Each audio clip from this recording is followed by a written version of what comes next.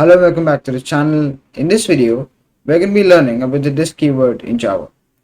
Now, the disk keyword isn't as confusing as the static keyword. It's really simple, but it is really important.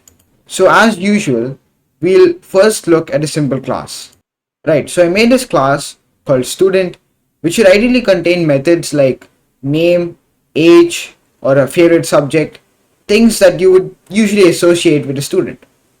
Now, before I proceed and make these variables, I really recommend you open your own code editor and try this program out. Right, so let's just add the instance variables over here.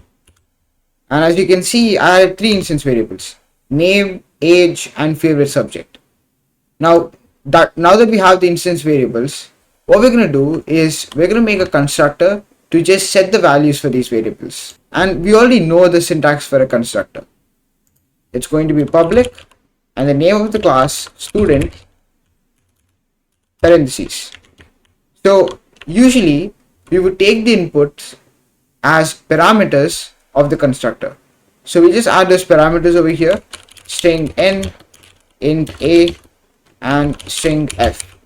Now if you watched my previous videos, you should know that for the names of my parameters, I like to use the shortened forms of these words. So instead of name, I would just use n over here, and for age I would just use a. So now that we gave it these values, we'll just set the values for our instance variables. Name equals n, age equals a, and favorite subject is f. So till now this makes sense, right? So now let's just make an object for the student class. But before we do that, we still need to add the getter methods so that I can return the values of the instance variables. So I'm going to add three getter methods over here. So I have get name, get favorite subject, and get age. All three of these return the instance variables over here. Alright, so now let's just make the object for the class. So it's just student obj1 equals new student, and we'll just add the values over here. So the name would just be my name, Surya, age would be 15, and the favorite subject would just be physics. Right, so everything makes sense till now. It's pretty simple. So now that we've set the values for our instance variables, we'll call one of the getter methods. Alright, so I'm just going to add this statement over here. As you can see, I'm going to print this getter method, because all this getter method is doing is it's going to this class, it's getting this value, and it's placing it over here. When I actually put a println statement around that, it is going to display that value in my terminal. So if you run this program, we will indeed get Surya, and it works pretty well. Right, so if we go back to our class and if you go back to a constructor, you can notice how I set the values for my parameters, or instead how I named the variables of my parameters.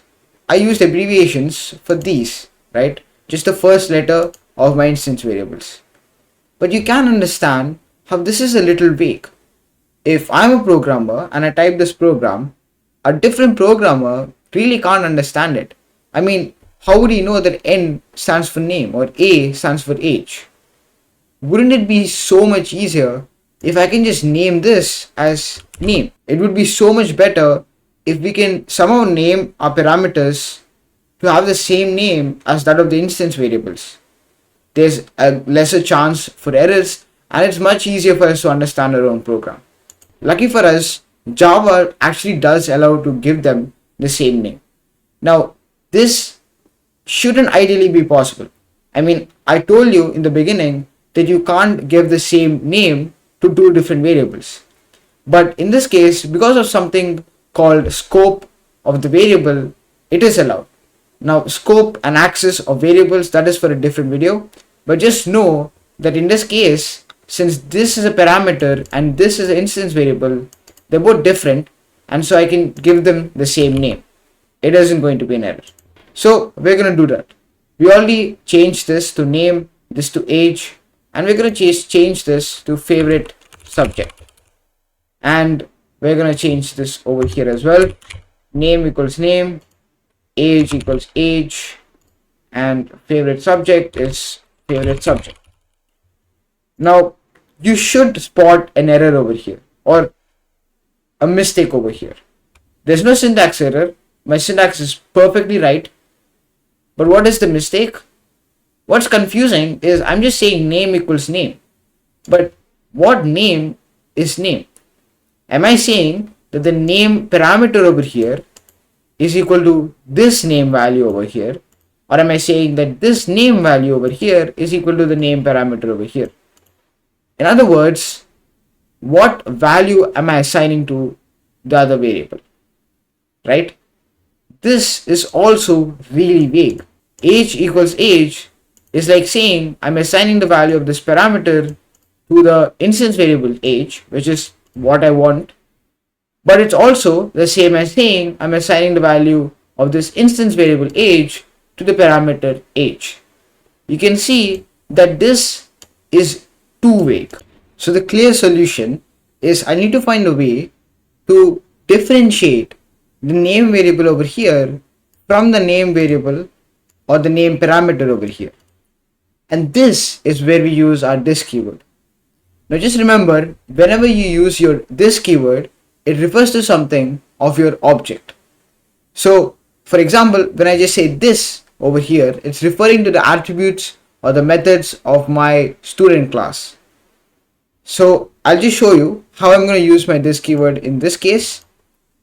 What we'll do is when I have name equals name, since it is vague, I want to specify which variable in these two is our instance variable.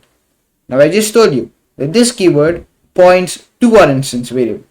In this case, we're setting the value of our parameter name to the instance variable name. And since this is our instance variable, we'll add our this keyword over here. And what we'll do is we'll just do something like this. This dot name equals name. It's really simple.